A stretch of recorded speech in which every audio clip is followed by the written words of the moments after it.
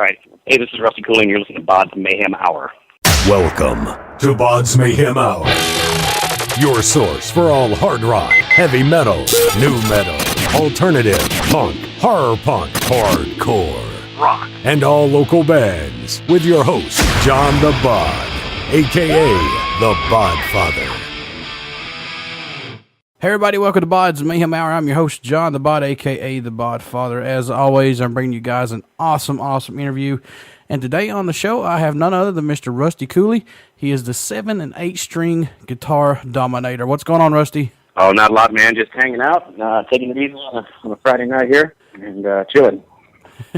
Glad you could join us on the show here this evening. And thanks to Dave, he hooked us up to get this interview on the way. And glad to have you on here and get you to talk about your solo stuff and plus your new band and everything. So let's get to talk about, it all started for you at a very young age with your guitar enthusiasm. So let's talk about that a little bit. Yeah, and it's funny that you say a young age because, I always felt like I got started late because, when I got started, it was right in it was like on the pre-cusp of all the shred guitar era. It was right when things were about to take off for getting into really cutting-edge, innovative areas in guitar. Randy Rhoads was Randy Rhoads and Eddie Van Halen, some of the hotshot LA guys like, George Lynch and Jake Healy and Warren DeMartini and stuff like that. But it's right, right before Yngwie came out. It was almost like when Yngwie came out, it just kind of set the world on fire, because he just took it to the next level and spawned a whole new generation of guitar players. But my point to that was that here I am 15, 16 when I had to play guitar, and there are guys like Paul Gilbert and Jason Becker and Richie Kotzen and all these guys coming out, and they're like a couple years older than me, and they're already playing that well at that age, and I'm just getting started. So I felt like, I was at a huge disadvantage. But that was not a deterrent, it was a motivator. You know what I mean? So hearing guys that are better than me, and regardless of what age, inspires me and motivates me and drives me to practice and push that much harder instead of, discouragement, It's funny when I hear guys talk about, say things like that, oh, well, I'll never be that good and just forget it, I don't understand that mind frame. I'm not worried like that. It just makes me work harder. I don't know. That's kind of where I started in my teens. It was Randy Rhoads and Eddie, and then shortly after that, Yngwie and Paul Gilbert, and just, pushed me into guitar insanity, practicing a bajillion hours a day and, pushing forward and never looking back, so to speak, How much was the Doug Marks metal method a huge influence on you coming up? It was tremendous, man. It had a huge impact. Very thankful for Doug and the whole metal method thing. And I don't give him enough credit, I should definitely try to throw that in more often because it was really, it was huge. I started out and my mom signed me up for guitar lessons at a guitar shop, and after a month of guitar lessons with this one guy, he pretty much told my mom he couldn't work with me. And of course, he was trying to teach me open position chords in Twinkle, Twinkle, Little Star. And, dude, I was listening to Eddie and Randy. It's like, This is not going to work, man. And he recommended that I take lessons from his friends. So I tried that, and after 2 lessons, it was the same exact thing. It was like, forget this. And best friends in school had been carrying around a torn-out ad for Metal Method guitar lessons in his wallet that he got out of like a Hit Parade or a Circus magazine or something like that. And I was like, dude, if you're not going to use that, give it to me. So I took his little ad that he'd been carrying around in his wallet and started ordering lessons, and it was just the right thing at the right time because Doug, taking and studying Doug Marks' stuff was like taking from a rock star because here's this dude with long hair playing the kind of stuff that I listen to and like and presenting it in a way that I can relate to it. Mm-hmm. And it was exactly what I needed. And it just started the wheels turning. And from there, I pretty much continued to be a, self-educated guitar player, just pushed me into buying books and stuff like that because, we're talking like 83, 84, that's pre, VHS tapes, pre-CDs. It was still getting books with cassettes and things like that, That started the whole thing and just continued from there. I did study some music theory in high school and college, but it was more like book stuff. It wasn't hands-on, So it's a little bit different than just diving into guitar stuff with, at home in your bedroom with a book and a cassette. And you're right, too. Back in the day, like in 83, like that, that's all you had was just a guitar magazine and a cassette tape, and that's it. You didn't have the instructional videos to say, put your finger here or do this or do that. You had none of that. Mm-hmm. So you had to... Yeah, there was no YouTube. There was no tab programs and that. I remember, I think there was the first magazine that actually had transcriptions in it was Guitar for the Practicing Musician, which was a great magazine, and I was sad to see it go. They were the first ones to do full song transcriptions and stuff like that. Matter of fact, that was where I I learned how to play my first arpeggio. The first guy to do arpeggios and sweep picking in that format was Yngwie. And I remember hearing Yngwie doing some stuff that I knew that was like, whatever that is, when I figure that out, I'm going to do that all day.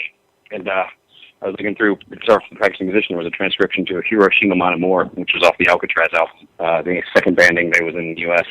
I mean, there was that sound, So it got me started on my sweep picking. Yeah, because there was no books or anything to cover it. There was no YouTube. You can't just pop up the internet and download some backing tracks or see your favorite guitar player play in front of you. I wouldn't say it was at a disadvantage because there's definitely the pros and cons of learning stuff on YouTube. I can't tell you how many students that come to me that I have to correct all the stuff that they learned wrong because they saw somebody do it on YouTube. I think guitar players have this misconception that just because there's another guy that's better than you, that doesn't mean that they're doing it right. So be careful what you learn off the internet, kids. That's for sure. So do you think YouTube is a good thing for people to learn the music, or would you? It has its pros and cons. If you're in the know enough to know when what you're learning is presented to you correctly or not, then yes, it's beneficial. But a lot of times, what I was just saying is, guitar players, when they're really young, just because they see somebody that's better than them, they think that what they're doing is right. That's because they don't know any better. They haven't learned enough to know. So therefore, all these younger guitar players are picking up all the bad habits from anybody else, because anybody can load up, anything to YouTube, whether it's good or bad or indifferent or whatever, and there's that information. It's like, I had a conversation with another student about downloading tabs from the internet. It's like, hey, that could be little Timmy's transcription to, Black Star from next door. It doesn't mean it's going to be right just because it's on the internet, So, just be careful what you learn and what you absorb and take in, and make sure that whoever you're learning it from is respectable enough to learn from them. Yeah. So you can count on what they're showing you is correct. It's one thing if you're downloading or watching a lesson on YouTube from a reputable guitar player, but there's a lot of unknowns on there that have no business, posting stuff, and that's just the ways of the internet, Just because you see it on the internet doesn't mean it's legit. Exactly. It's like, hey, it's on the internet. It's got to be right. Yeah. Yeah. I heard it on the internet. It's correct. I want to throw this in here just for a little bit. Now, I think this is cool.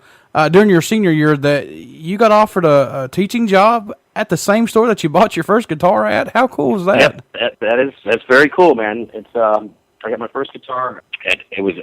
Back then it was CNS Music, which I think later turned all into H&H Musics, which I'm not even sure those are around anymore. But yeah, I bought my guitar there, and I kind of frequented the place as I was learning and developing. And then one of the guys that worked there was a big Randy Rhoads fan, and of course I was too. So we always had a lot in common. And I remember it was my fall semester, just going into my senior year. I got a call. I was like, hey, we need a guitar teacher over here. Are you into that? And I was like, yeah, sign me up. So, because I was so into Randy Rhoads that, whatever Randy did, I was following in his footsteps. So I knew that Randy taught. So I was like, all right, well, I'm going to teach too. Randy was into classical music and theory. So, that's what got me all into that. Kids and fans and guitar players in general this day are a whole different breed than my generation or whatever. And what I mean by that is, back in the day, when I was into somebody, I wanted to know every single thing about them, who their influences were, what they learned, what they do, what gear they use, what equipment, how many albums. If I knew they were on an album, I wanted that album because I wanted to hear the whole thing. Nowadays, even with I especially notice it in myself, it's how all these people that are on my Facebook or, fans or whatever, and I'll have this information posted all over the place about what I'm doing. And I'll get people to go, oh, you're not in Outworld anymore? Or, oh, you have a new band? Or, oh, you're on that. It's like, what? It's all over my website. It's all over my Facebook page. It's all over my fan page. It's all over. It's everywhere. Yeah. Are you guys not looking around? And the general consensus I get back from other artists that experience the same thing is that there's information overload on the internet today, so people can't take it all in. Yeah. But that really doesn't make sense to me because I'm only checking out the stuff I'm into, not what I'm not into. And if it's your favorite guitar player or favorite band, why aren't you getting more into it, Right, exactly. I don't know. I guess everybody's different.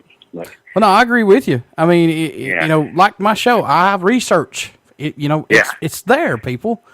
Yeah. I want to know. I don't want one song. I want the whole album. Right. Exactly. And people, and that's one of the, I guess, negative things about the internet as well, because people will judge your entire career off one thing they see or hear of you. Yep. Oh, did you see Rusty's lesson on Chops from Hell? Oh, yeah, all that guy can do is play fast. It's like, well, yeah, that was one guitar lesson where I'm demonstrating a fast technique. Or, the guy can't bend. He can't play chords. It's like, really? When I hear stuff like that, I just realize how ignorant people are and how unaware they are and how much they are not paying attention. Or it's like if a band you actually listen, then you get it. Or if it's like a heavy band slows down just a little bit in one song, they're like, oh, they went soft. They suck. Yeah. Oh, they sold out, man. Yeah. Yeah. It's like, really? Crazy, so a band can't change or do anything differently? They have to be going fast 24/7? That's bullshit. Yeah. Or I'll get somebody's like, well, can you play slow blues? It's like, well, I can play fast, can't I?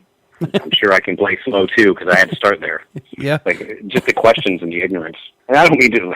I feel like I'm on a bash fest now, but I definitely don't want to turn that into this. But it's just kind of it's stupefying sometimes some of the things that you hear and see and read and how unaware people really can be that are supposed to be your fans and claim to be your fans. We'll be then.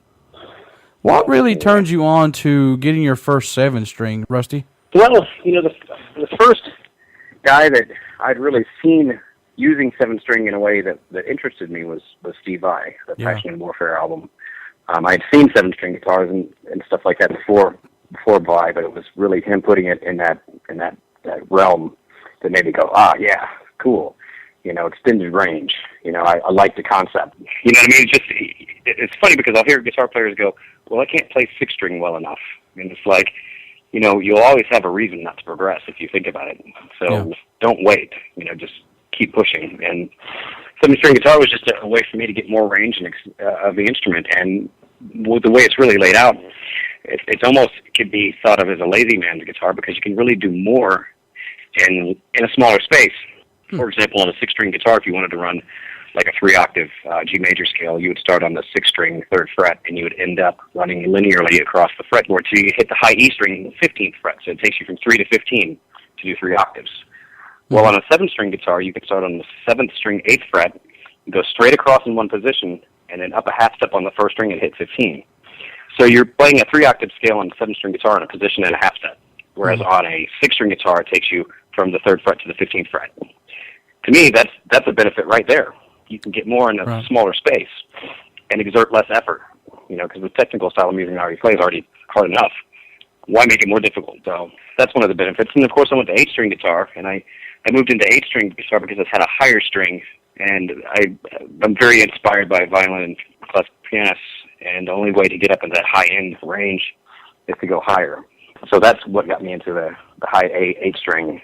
I think I got my first one of those around 2001 or 2003 because I used that guitar on 3 songs on Outworld's first CD, which is pretty cool. You can really hear it on those high-end notes. It's just taking it a step further, I know you've done 6 and 7 and 8-string, but what would you say has the best sounding tone to them? Well, I don't think a 6, 7, or 8-string guitar, one of them has a better tone. They have more range. Okay. I mean, you can have, because, like I haven't played 6-string guitar since 96. I've been 7 and 8 exclusively for that many years. But I play an 8-string guitar that also has a low F sharp. So there's 2 8-string models I play. And if you make these guitars, because I have all my signature model guitars with Dean, if you make them all of the same wood, same body, like the body's mahogany, the necks are maple, ebony fretboard, same brand of pickups, they're going to sound pretty identical. For me, that's important because I like the consistency in my instruments. I don't want to jump on one guitar and then switch to another one and have to change my settings on my amp or pedals because I'm going to a guitar that has more or less strings. That's something I don't want to run into in a live situation. Right. I want to unplug one, plug the other one, and go. Yeah. Not have any tonal variations. Now, having said that, they all do sound a little bit different, but not enough. It's just the nature of the beast, one piece of wood versus the next piece of wood, even if it's the same type of wood, because at one point it was a living organism, So they are all going to have their own unique nuances, but not dramatically different enough to make that big a difference. For everybody that keeps up with Rusty, and I hope that you guys do, he has a new band, and he has a new CD that's coming out. It's actually Day of Reckoning is the band, and the CD is a debut from Day of Reckoning. Let's talk about that a little bit. How'd that come together? Well, it started because Day of Reckoning is definitely a departure from what I was doing before with Outworld or even my instrumental days. With Outworld was a very progressive metal band. It had keyboards and the whole operatic style vocals and whatnot. And as I was writing, I was starting to write heavier and heavier as Outworld progressed. But the problem was with keyboards and that style of singing, it just kind of sucked the heavy out of it. More so the keyboards than the vocals. So when things started to fall apart with that, I just pushed forward and decided, okay, I'm going to really just embrace this new thing that I want to do and just see where it takes me. If it works, it works. If it doesn't, well, I'll do something else, So that was pretty much it. Our world broke up, got another guitar player for rhythm guitar and doubling some of the leads, harmonies, and more of a modern metal vocalist that has, the ability to sing clean as well as the guttural, really heavy stuff. And just embraced it and ran with it. And the funny thing is, I haven't really changed what I'm doing so much as the lack of keyboards and an additional guitar. And you could take some of the Outworld stuff and pull the keyboards and vocals off of it, and it's just as heavy as what I'm doing now. It's just when you add that back in, you hear a severe difference. So it is different, but not so different. You know what I mean? I think it's really the vocals that makes it different. It's ironic. I was never really a big progressive metal fan. It just kind of morphed from the instrumental days into that sort of thing. It's kind of a natural progression. But the only bands I really listened to of that genre were Dream Theater and Symphony X. And then I started listening to all the really heavy stuff. The heavy stuff's really cool because it's got intense rhythm guitars and then very, very intense drumming. And they're not 20-minute songs. So that's kind of appealing. And I think it's kind of good for the fan base, but again, it's really taste, There's nothing wrong with that. It's just what you're into. Right, exactly. I checked out the MP3 that you sent me off the debut CD, and it's really good. I really like the tone to it. Thanks, man. I'm glad you dig it. It's I really love this stuff. I'm doing exactly what I want to do. So many people are like, well, why don't you do another solo album? And it's like, well, I'm already doing exactly what I want to do now. Why would I need to do a solo album? Yeah, exactly. That'll come in time when you want it to do it, Mm-hmm. So if you're happy at one spot, look, everybody, if it ain't broke, don't fix it. Man, I use that term all the time, dude. I think that's, and I kind of understand where fans are coming from sometimes because I find myself, doing that, saying things like that from time to time. It's like, for me, like Van Halen, I like Van Halen, David Roth era, not Sammy Hagar. Even though I love Sammy Hagar as a singer, I prefer Van Halen and the way Van Halen wrote with Dave. Eddie's playing was fresh and cutting edge, and it was just, it changed with Sammy, and I just prefer the old stuff for whatever reason, The fiery guitar stuff, man. It's like all those early Van Halen records, every time he put out a new record, he was doing something that nobody had ever heard before. That's true. And by the time Sammy came in the picture, he wasn't really doing that anymore. It happens. With Day of Reckoning, what can fans expect at a show from you guys? Well, it's nonstop intensity, that's for sure. If you've heard the song, Left to Follow, the single, it's pretty much a whole set of very intense music like that. There's certainly no ballads, and there's no clean parts, or clean guitar parts or acoustic guitar yet, and I'm not sure that I see that coming anytime soon. It's just, heavy riffs, intricate guitar parts. I'm always trying to do something new and different with rhythm guitar stuff and songwriting. So it's just pushing it. It's nonstop, I'm a madman on stage running around shredding it up. And the singer's very intense. We're actually in the process of auditioning drummers right now. So if there's any drummers out there, send us some demos, man. We're looking for you. We've got a couple of really hot prospective drummers at the moment that have been doing video drum auditions, and we're waiting to check out a few more guys before we decide on who we're gonna head down to audition. But it's intense, man. It's nonstop. A lot of adrenaline. So lots of fun, man. No dull moments. What are some of your favorite tracks off this album? But definitely Left to Follow is one of my favorites. I like the vibe on the guitar solo as well because that guitar solo on Left to Follow was 100% improvised off the cuff, first take. Except for the tail end of the solo where I do that trade-off section kind of where I get the arpeggios and then that part I kind of put together on the fly. But the first, 4 sections was one take. And, those moments are gold, when you can actually plug it and just hit record and go and you keep the first take. Yeah. Cool. So I like that a lot. I like To the Slaughter. It's got some cool rhythmic things going on, nice solo, good mixture of clean and dirty vocals. It's funny because some of the songs I still don't get the names right because forever we have rehearsal room names for these songs, and then the names change once we get all the vocals and lyrics written. So we have our rehearsal room titles and then we have the actual album song title, so half the times I get the titles wrong. But there's, I don't think there's anything on the album that I'm proud of, so it's pretty happening from beginning to end as far as how I feel about it, and when I make music, that's the most important thing for me. If I'm happy with it, I'm cool. You know, I don't know how this is going to come off sounding, but I write music first and foremost for myself. So until I'm happy, I'm not putting anything else out. You know. Right. No, I totally understand where you're coming from. I totally understand. Yeah, I mean, too many people are worried about, you know, oh, well, we got to follow this genre or this form, or, you know, what are our fans going to think? And it's like, well, you know what? All that matters is, you know, if I dig it, and if somebody else likes it along the way, then cool. You know, you got to make music for yourself, all your heart, man. Yeah, and I don't like these bands that follow a certain set of genre. I mean, it's like, well, because bands, they're notorious for sounding like everyone else that's come out new here lately. Yeah, and I guarantee you this, man, this record isn't going to sound like anybody else. I mean, you might hear hints and spots from my influences, the guys that I dig, because I always like to tip my hat to my heroes. But this doesn't follow any formula or genre or oh, we can't do that song because it doesn't sound like the rest of the album sort of thing. We put out what we like, and that's it, you know. So you can expect a lot of originality and just non-conforming, you know, in-your-face metal aggressiveness. What do you think? Gratuitous playing. Rusty, what do you think that your band brings to the table of music? Well, I think just kind of like a lot of the things we were just talking about. It just brings, you know, we're very much about making the music that we enjoy. We like to stay heavy and aggressive. We're not worried about, you know, following any formulas or structures. You know, we bring in just intensity and, you know, honesty. And a lot of just in-your-face playing, man. I've got some great guys in this band. You know, my singer, Brad Lambert, he's a great singer. And he can do the clean stuff and the guttural stuff. He's a hell of a guitar player as well as the producer. He recorded the album, and Daniel Castleman is mixing the album. Then we got another guy, I forgot his name off the top of the head, sorry guy, that's mastering it. But Brad's an amazing dude. Matt Huff plays rhythm guitar in the band, and, you know, that's a very shallow title for him because he's way beyond the title of rhythm guitarist.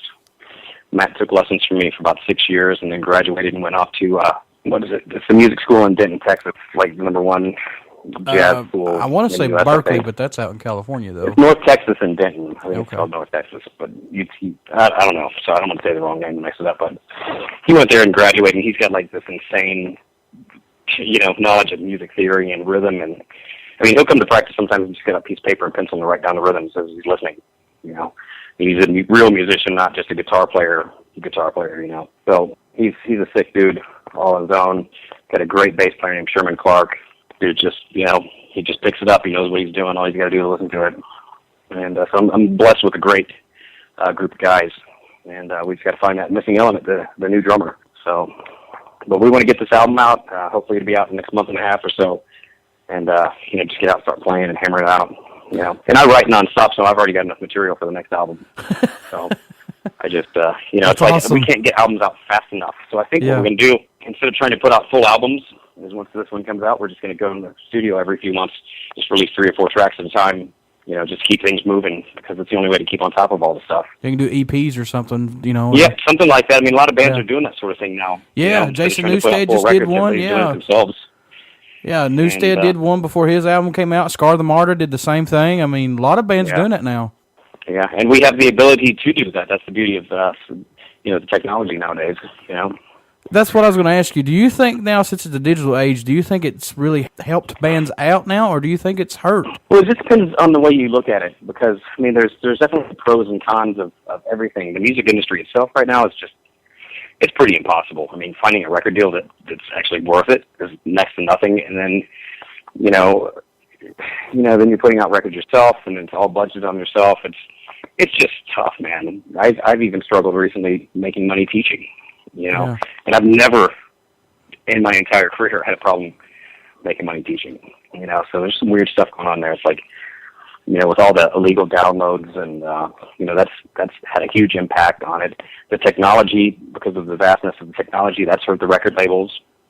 You know, we're all in a weird place right now. I'm not really sure where it's going to go. Nobody's making any money, and it's weird because the fans are almost like they get mad at you if you get mad that they're ripping off your shit.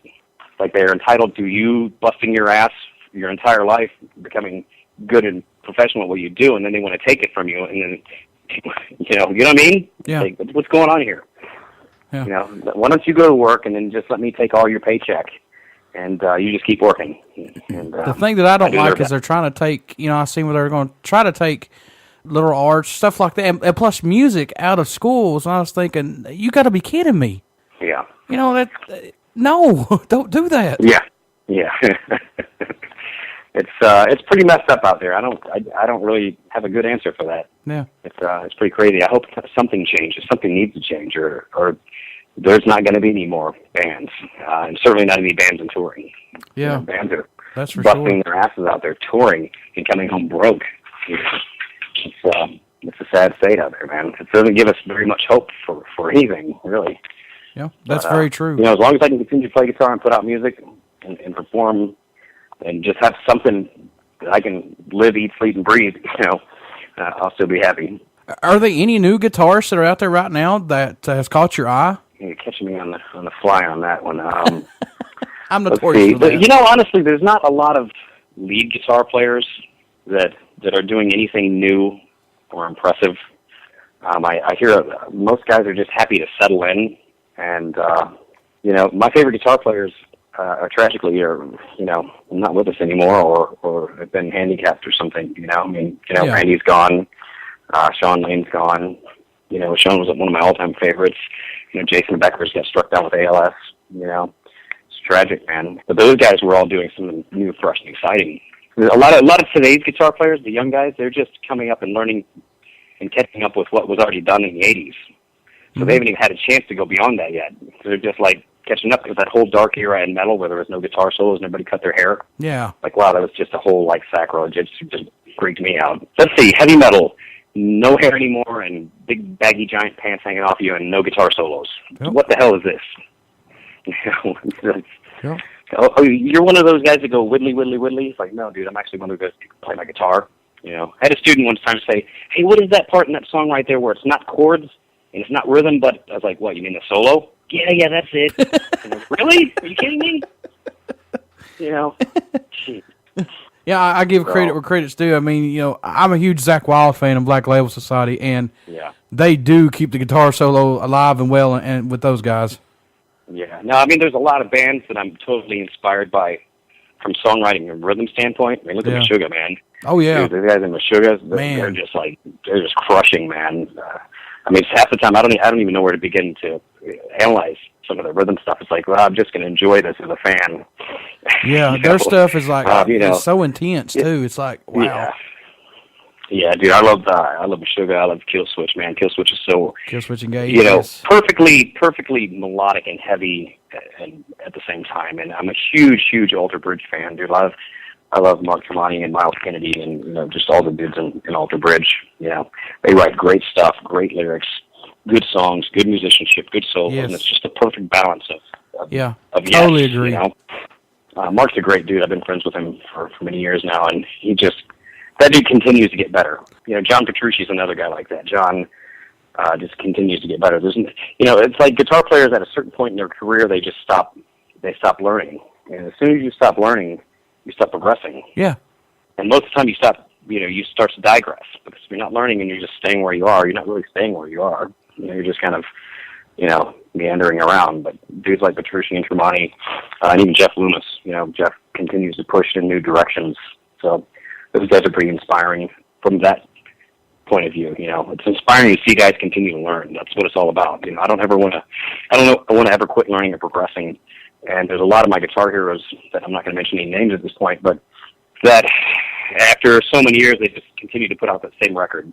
And that's one of the things as a fan and a guitar player that I don't ever want to do. I don't ever want to get to a point where I'm not putting out anything new and different, you know. Right. There's no point in anyone's life when they can say, well, I've learned enough. Yeah. You know. Because you always got to keep learning, always. Yeah. Yep. Sometimes all it takes is picking up the guitar and learning one new chord, one new scale, one new whatever to spark a whole new. Yeah, So how much of a relief is it for you to write and play music? You know, it's I don't know at this point, man. It's just what I do. You know, I can't imagine not doing it. It's I just do it now. There's definitely, I love performing, man. Just getting on stage and running around and just rocking, dude. You know, that's great. It's almost hard to get off stage sometimes, because you know then you're gonna, you know, then things are gonna slow back down. You know, it's almost like I don't ever want it to end. Right. You know, Right. because it's like, oh, now the show's over. Now what? Okay, we're gonna go load up gear and we're gonna go home. Boo! You know? Let's keep this rocking 24/7, man. Yeah. You know, there's nothing better than being on stage and jamming and shredding and having people out front yelling and screaming. You know, it's a good time. So I don't know if that directly answered the question or not, but you know. It's cool how music is a relief for people. I mean, it's much like it's like therapeutic for everybody. Yeah. Yep, I would agree. You know, but you know, there's I don't want to get too much into this, but you know, over the last year I went through some pretty trying times in my life, and things had gotten so bad to a point where music didn't even do it for me anymore, and it was really frightening because it's like, wow, I've gotten to a point in my life where things have gotten so bad that I can't even find peace in music. You know, Wow. it's pretty terrifying and scary, but you know, it's better now. I mean, I've got through it and pushed on forward, and I'm back. That's good. You know, doing what I need to be doing, but there was a point where not even that helped. And a lot of my friends and fans were like, dude, you know, just pick up the guitar and take it out in your music. I was like, you don't understand. That's not even doing it anymore. Yeah. You know? But yeah, I've been playing for a very, very long time. You know, it's been about 30 years. So, you know, I can imagine that sort of thing could happen at some point. You know. I wanted to say this before I let you go on here. I want to talk about this with you. If you check Rusty's page out, you will see this, everybody. Yes. He has his own line of pedals, which I think is freaking amazing. You have your overdrive and stuff, and let's talk about those a little bit. Sure. I've got a lot of great stuff going on right now. You know, Bill obviously talked about the new album coming out, but I've got a killer dual overdrive pedal that's put out by EC Pedals. They're a boutique pedal company out of Israel, believe it or not, way on over there. And I think they sent me a message, or I friended them on Twitter or something like that, and I got a message back from them saying, hey, you want to try out one of our pedals or something like that? And that led to, you know, getting a signature pedal. And these guys are great, man. I mean, we would be, you know, emailing back and forth and just making things happen within days, you know. That's awesome. I mean, we designed the artwork and then designed the pedal, and it's just like, it happened. I mean, there are companies that I've worked with in the past that were doing things that just took forever and ever and ever. But these guys were like, John, you're on the spot, boom, done, let's go, rock and roll. But the pedal is really cool. Let me explain the pedal a little bit. It's a dual overdrive pedal. It's not about gain stacking. I don't need any gain stacking. My amps already have enough distortion. The overdrive pedal itself they're two identical overdrive pedals in one pedal. And the purpose for this is that I usually like to have my overdrive pedal, one of them set for a rhythm setting and one set for a lead setting. One will have more or less overdrive. But if you have two separate overdrive pedals, that's two buttons you have to push. Well, with this overdrive pedal, when the pedal's off, one of the overdrive channels is already waiting. So all you do is click one button, and the overdrive channel that you have preset clicks on. So then if I want to go to a lead, I just click one button, and then it changes that overdrive pedal. And then turning it back to rhythm, you click one. So it's about minimizing the effort and work that you're doing with your pedals on stage. So it's one button for two different sounds. Okay. If you can't get that any other way. So that's really the benefit for it. It's not about having one overdrive pedal with higher gain built into it. They're identical. I just set them a little bit differently. Yeah, it looks like these pedals were on the exhibit at the South by Southwest Music Festival, too, that happened here a couple of months ago. Yeah. Were you there? No, I was not there. I'm actually in Kentucky. I wish I could get out to some of these things because I would really dig it. Yeah, they had it down there. It was pretty cool.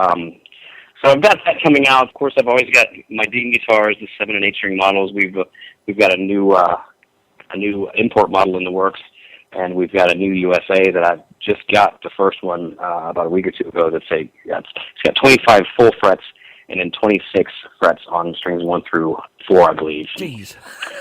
So it's pretty cool, and we didn't have to modify the body or anything at all because the cutaway was already so deep. By adding these additional frets, we still had full access to the entire fretboard. So that's cool, and I have my own signature merch with a company out of Houston called Reckless Wear. It's got, Rusty Cooley T-shirts and iPhone cases and, dog tags and stuff like that. I worked with the company and developed the artwork with them, and, that's really cool. And trying to think what else is going on. I've been on some killer CDs. It was on Michelangelo Beatty. It was a new CD. Yeah, I was going to ask you about that as well. Yep, I did that, and I'm on the new Austrian Death Machine CD3 Triple Brutal. Played on the song Get Your Story Straight. All 3 guitar solos are mine. And I was on the Falling Reverse CD, which is not your normal metal stuff. It's a little bit lighter. kind of stuff, but I'm really good friends with a guitar player, and asked me to come on and do a guest solo, and I was like, hell yeah, So I played on that Falling in Reverse CD. I think it was called Fashionably Late, on the song called Born to Lead. Me and Jackie Vincent do some killer trade-offs, super shred stuff. Jackie's a great up-and-coming shredder. If you haven't heard of him, you should check him out. And I think that's it recording-wise. And on the gear, I've got a signature pick in the works, which I can't really mention anything about right now, but it's going to be pretty sick. I'll tell you what, though, Michelangelo Bedio is just one cool guy. I mean, just you can pick his brain about music. He'll talk to you about anything with it. I mean, he's just a really cool, down-to-earth guy, and thank God for guys like that. Yeah, man, I've known Mike for a long time. I met him back in the late 90s. I was in the band called Revolution, and we would open up for Nitro when they would come through Houston. And, that's where I first met Mike and got in contact with him. And it's really cool because, we did some shows with him, and then I hadn't seen him in, 3, 4, 5 years. And I went to one of his guitar clinics, and I was just kind of standing beside him. I wasn't expecting Mike to remember me or recognize me or anything like that at all. And dude, he came in the store, walked right up, and was like, "Hey, dude, how's it going?" Walked right up and we started talking. Wow, that was really cool. You know what I mean? Yeah. Oh yeah, of course. I was really young and wasn't out on the road or touring, and certainly wouldn't have expected somebody that's touring the world to remember somebody's face in Houston or whatever. You know what I mean? It's just so weird that I've done this radio show for 3 years now, and I've sent emails out to get interviews, and they know who I am still, so that's good. Yeah. Yeah, it's pretty cool. It's refreshing, Yeah. And you know what? I find that it's usually the really good musicians are the ones that are most selfless and egoless. Because they don't really feel like they don't have anything to prove. It's the guys that are arrogant or pompous that have some sort of insecurities that they feel like they gotta, be like that. That's the only thing I can assume. I don't know that it's right. I'm not a psychologist or whatever, but I don't get that whole arrogance, I'm better than you sort of attitude or mentality. It's not, it's not how I'm wired. Oh, I totally understand. I totally understand you. Rusty, how can people stay in touch with you and check out your stuff? How can they do that? Well, man, I'm pretty much everywhere on the internet, so you can obviously go to my website, which is rustycooley.com, and I'm on my Twitter page and Facebook pages and LinkedIn and Instagram and all that stuff pretty much daily or every other day, just keeping things fresh and exciting. My Twitter page is just Rusty Cooley 1. My Facebook personal page is Rusty Cooley 1, and I have a fan page that's Real Rusty Cooley, and of course, LinkedIn, you just type in my name. So LinkedIn's good for your business stuff, meeting people inside the industry. I met some great people and made some good connections on there, because I wasn't on LinkedIn forever because I just didn't think it had anything to do with, what I needed to be involved in, and I was pretty wrong. So it's great for musicians to get in there and network with musicians. It's not for fans kind of thing, it's all business related. I will check that out. Is that what it's called? LinkedIn? Yeah, it's called LinkedIn. I will check that out. Yeah, you need to be on there too, because it's got, I'm people that do radio shows just like yourself on there. Yeah. Well, man, I'll tell you what, this has been a really cool interview. This has went by really quick, actually. Yeah. And Rusty, you're always welcome back on here. Anything you need for me to announce, whatever, I'll do whatever I can for you. That would be great, man. Let's stay in touch, and as soon as the CD is done, I'll send you over a copy. Maybe we can have a listening party or a review or something. Oh, that would be awesome. Before I let you go, will you care to do a promo for the show? Sure, man. What you got? All right. Hey, this is Rusty Cooley, and you're listening to BODS Mayhem Hour. Everybody, stay tuned right here on BODS Mayhem Hour. I'm going to be playing one of the tracks from Rusty's new band, Day of Reckoning, and you're going to love it. If you don't, then tell me about it, all right? Okay, cool. So anyway, stay tuned. You're going to hear these interviews right here on BODS Mayhem Hour on Uber City Radio. Rusty told you exactly how to keep up with him, and I'll tell you how to keep up with him again. RustyCooley.com, Facebook, Instagram. He's all over the place, so check him out. Thanks, Rusty. Hey, you're welcome.